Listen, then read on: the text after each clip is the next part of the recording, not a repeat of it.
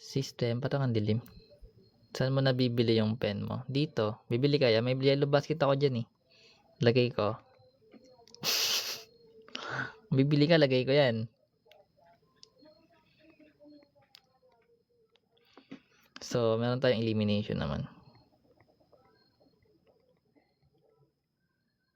So, kasi pwede kang mag-solve ng system of equation by substitution method or elimination method. So, kung ano yung mas madali para sa'yo, gagawin mo na. Though, pares lang naman kakalabasan as long as marunong ka mag-compute. Hindi naman pwede na marunong ka, basta ganun. Anyways, number 1. Ako, secret. Secret ulit. So, sa basic muna tayo na. Tapos meron tayong x plus y equals 12. Then, x minus y equals 2. So, meron tayo guys ganyang given. Then, syempre, kung ano mas madali, gagawin mo. Do, pwede mo siya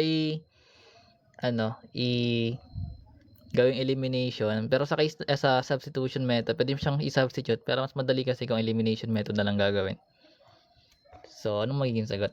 Tayo guys, x plus y, tapos equals 12, then x minus y equals 2. So, i-add lang natin yan both side. So, dito kasi makikita na kagad natin na makakancel na kagad yung y, diba? Kasi isang plus tsaka isang minus. So, i-add natin siya both sides. Magkakaroon tayo ng x plus x, which is 2x. Then, yung 12 plus 2, magiging 14. So, hindi pwede na lang ulit natin by to both sides. So, makakuha tayo ng x, which is 7. So, ito na yung value ng x natin. Then, para makuha natin yung y, pili ka lang sa first equation.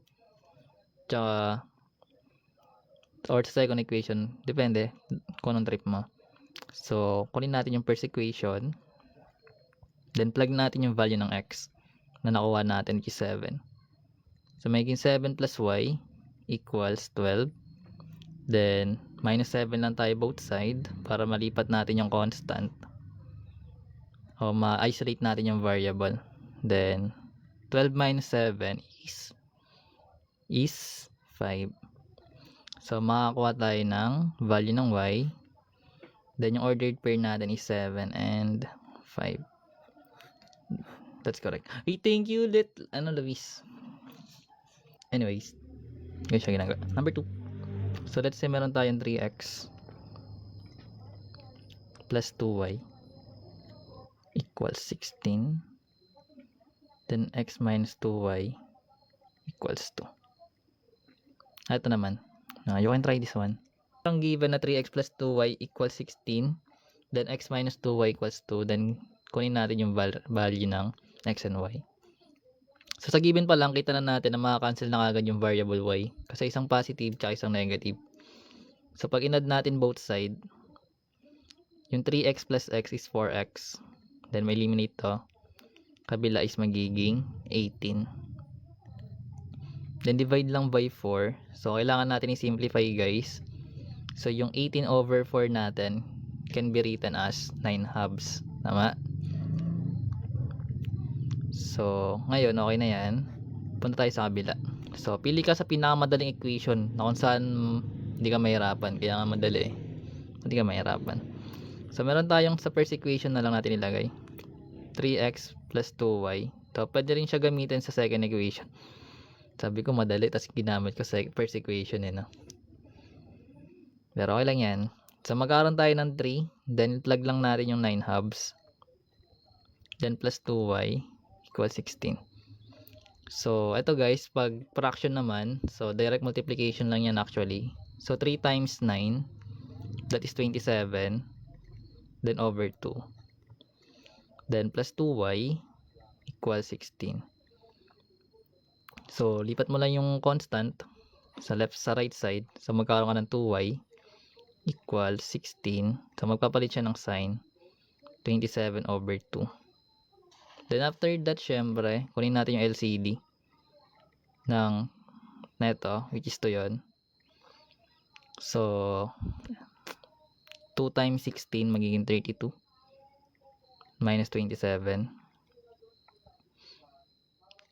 Then, magkakaroon tayo ng 2y equals 32 minus 27 is 5 over 2. So, pag nag-divide tayo both side by 2 dito guys, bali i-multiply na lang natin tong denominator dito sa denominator ng numerator natin. Tindihan niya. So, magkakaroon tayo ng y which is 5/4. So, yung ordered pair is 9/2 and 5/4. May checker. So, yung ordered pair na ito guys is 9/2 and 5/4.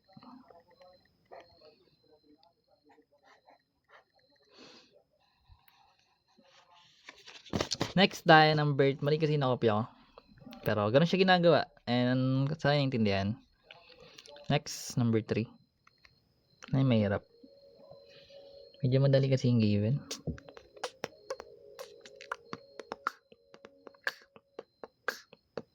Ay, ito. Let's say meron tayong x plus 4y equals 18. Then, x plus y equals 9. So, ito medyo hindi naman siya mahirap. Wala kasing may eliminate kagad eh. Pero, ganun pa rin yung gagawin. Pwede ka mag-substitute. Mag-elimination method. Substitution, pwede rin. Pero dahil nga yung topic is by elimination, so mag-eliminate tayo. Anong gagawin? Ito guys, so di tayo pwede mag-direct mag-subtract mag-add kasi walang ma-eliminate kapag nag-add tayo both side.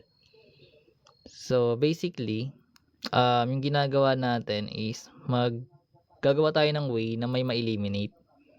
So pwede natin i-eliminate yung x or y. So sa pinakamadali tayo mag-eliminate na variable. So let's say nag-multiply tayo both sides sa second equation ng -1. Bakit -1? Kasi magpapalit ng sign tong x natin. Isa na yung positive, yung isa may negative. So pwede na siya ma-cancel out. So pag nire-write natin, is ikakopy lang natin yung first equation. Then ito, distribute natin negative sign. So negative times x is negative x. Then magiging negative y. Then magiging negative 9. Minultiply lang natin negative 1 sa second equation, both sides. Then pwede tayo mag-add both sides. So isang positive at isang negative maka-cancel yung x. Then yung 4y minus y, magiging 3y. Then yung 18 minus 9 or plus negative 9 is 9. Then divide lang both side by 3. So makakuha natin yung value ng y, which is 3. Then as for x, kunin natin yung second equation kasi mas madali siya. So kung meron tayong x plus y equals 9, plug lang natin yung y. So meron tayong x plus 3 equals 9. So yung x is magiging 9 minus 3. Sinililipat natin yung constant sa right side.